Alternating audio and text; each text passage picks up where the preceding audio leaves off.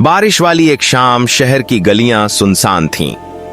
मोहल्ले की नेक और बापर्दा औरत आयशा चुपचाप घर से निकली और पुरानी रेलवे लाइन के पास बनी एक खस्ता इमारत की तरफ चल पड़ी।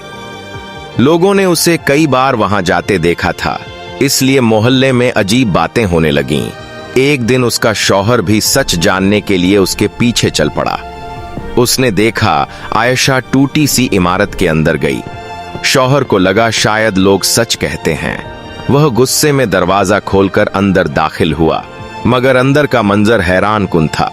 चंद यतीम और गरीब बच्चे फर्श पर बैठे थे और आयशा उन्हें कुरान के हुरूफ और अच्छी बातें सिखा रही थीं।